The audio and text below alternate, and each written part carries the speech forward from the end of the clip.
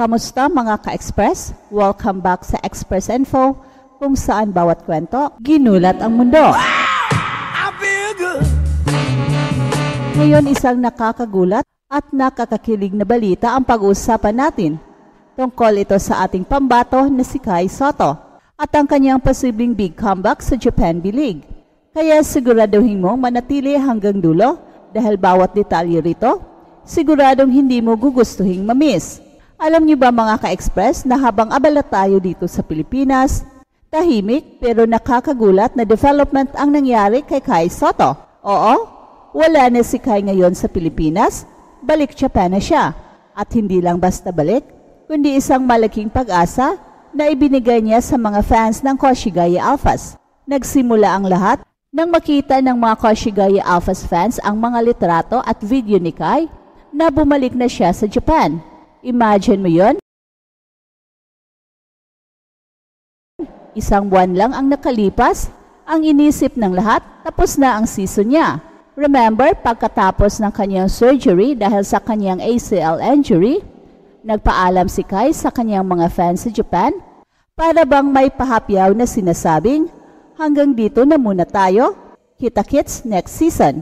Kaya karamihan sa atin, pati na rin ang buong Koshigaya community, ay inakala sa Pilipinas na magtatagal si Kai para sa kanyang full rehabilitation. Pero hindi. Muli tayong ginulat ni Kai Sotto. Sa hindi inaasang pagkakataon, bumalik siya sa Japan. Hindi lang basta balik-balik lang. Nakita siyang actively na nanonood ng mga laro ng Koshigaya Alphas. Todo suporta sa kanyang mga teammates, parang #1 cheerleader ng team. At dito nagsimula ang matinding excitement. Kasi isipin mo, kung wala naman siyang balak bumalik sa court this season, bakit kailangang pang bumalik ni Kai sa Japan? Hindi biro ang biyahe, hindi biro ang gastos at higit sa lahat, hindi rin biro ang effort na ibinibigay ng isang professional athlete para lang makasama ang team kung wala rin comeback na pinaplano, di ba?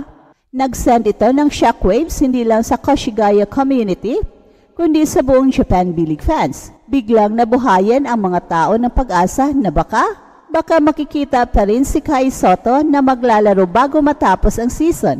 At ngayon mga ka-Express, ano ba ang pwedeng ibig sabihin nito? Unang-una, posible na nagbago ang plano ni Kai at sa Japan na niya itutuloy ang kanyang rehabilitasyon. Kasi kung tutusin, mas advanced ang facilities doon at mas malapit siya sa team doctors ng Koshigaya Alphas. Ibig sabihin, mas nababantayan ang progress niya at mas mabilis siyang makapag-adjust kung sakaling biglang bumalik ang clearance niya na maglaro. Pangalawa, pwede ring simpleng pagbisita lang ito. Baka gusto lang niya magbigay ng moral support sa kanyang team habang nagpapagaling pa siya. Kasi bilang isang professional, alam ni Kai kung gaano ka-importante ang team spirit, lalo na sa mga crucial games ng Koshigaya Alphas na kailangan ng lahat ng suporta. Pero ito na ang pinaka-inaabangan nating posibilidad, baka makakabalik na si Kai sa laro bago matapos ang season. Yes, mukhang hindi imposible ito. Kasi kung seryoso pa rin ang kanyang recovery at kung hindi ganon kalala ang ACL injury niya, posible talaga na mapaaga ang kanyang pagbabalik. At kung pagbabasihan natin ang mga nakikita nating galaw ni Kai ngayon, mukhang positibo ang lahat. Hindi siya mukhang matamlay, hindi siya mukhang injured. The way he carries himself, para siyang ready na anytime pumasok sa court at makipaglaban para sa Koshigaya Alphas. At kung totoo ngang makakabalik siya sa court bago matapos ang season, imagine ang magiging impact nito sa Alphas. Si Kai na 7-3 tower, babalik sa team sa mga crucial games, siguradong mag-iiba ang dynamics ng buong B-League East Division. Malamang maghihigpit pa ang competition at syempre, babahan naman ng highlights, monster dunks at towering blocks si Kai. At para sa mga hindi pa fully updated, quick recap tayo. Matapos mapirmahan si Kai sa Koshigaya Alphas, nagpakita siya ng solid performance sa mga unang laro. Hindi man sobrang dami ng minutes niya, pero every time na nasa loob siya ng court, ramdam mo ang impact niya. Rim protection, rebounds at syempre, yung intimidation factor na dala ng height at wingspan niya. Kaya nung nagka-injury si Kai, sobrang malaking dagok yun sa kumpanya ng Koshigaya Alphas. Parang binunot ang backbone ng team. Kaya ngayon na may signs of life na si Kai, hindi natin masisisi ang mga fans kung magdiwang sila. At dagdag pa dyan, sa kasulukuyan, competitive pa rin ang standing ng Alphas. Nasa gitna sila ng table at may chance pang umangat.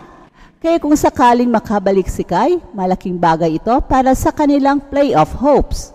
Hindi rin natin pwedeng baliwalain ang effect ng moral boost sa team sports. Minsan hindi lang skills ang laban, minsan ang puso at fighting spirit ng team ang tunay na magdadala sa tagumpay. At alam natin si Kai ay hindi lang player, isa rin siyang inspirasyon sa mga teammates niya. Pero syempre mga ka-express, gusto nating maging responsable rin sa pagbalita. Ang lahat ng ito ay batay sa mga actual sightings kay Kai at sa logical analysis ng kanyang situation. Hindi pa official na ina-announce ng Koshigaya Alphas ang pagbabalik ni Kai sa playing roster. Kaya sa ngayon, excited pero kalmado muna tayo. Huwag tayong mag-assume agad. Hintayin natin ang official update mula sa team. Pero isang bagay ang sigurado tayo, ang pagbabalik ni Kai sa Japan ay magbubukas ng isang napakalaking posibilidad. A possibility na baka sa mga susunod na linggo, makita natin siyang sumabak muli sa hardcourt, suot ang jersey ng Koshigaya Alphas, ready na magbigay ng saya at karangalan hindi lang sa Japan, kundi pati na rin sa buong Pilipinas. Kaya mga ka-Express, abang-abang tayo, isang update pa mula sa Express Info at siguradong hindi mo ito palalampasin. Kasi dito sa Express Info, walang mintis ang bawat kwento, ginulat ang mundo. So kayo mga ka-Express, anong pakiramdam mo ngayon? Sa tingin mo ba, makakabalik na nga si Kai bago matapos ang season? O kailangan pa nating maghintay ng konti para sa 100% comeback niya? I-comment nyo yan sa baba at pag-usapan natin. At huwag kalimutang i-like at i-share ang video na ito. At syempre mag-subscribe na rin dito sa Express Info para lagi kayong updated sa bawat kwento na ginulat ang mundo. そして須藤からそのカイソットつないでますね。ゴールしたカイソットタイムアウト近づいています。ブロックですね。タイムアウト近づいています。ブロックですね。ツーポイントここは狙っていく。残り1分30秒。カイソットこれは不利になりました。ダンクです。ここはウタイグスのマッチアップ中通った。そしてでも自分で出していったんですが素晴らしい。また2人だ。そしてまた蹴る。またハマの形。河村。空いている。そしてきた。なんだこのアリウープ。詰めていきたい。ここはカイソット抜け出す。決めました。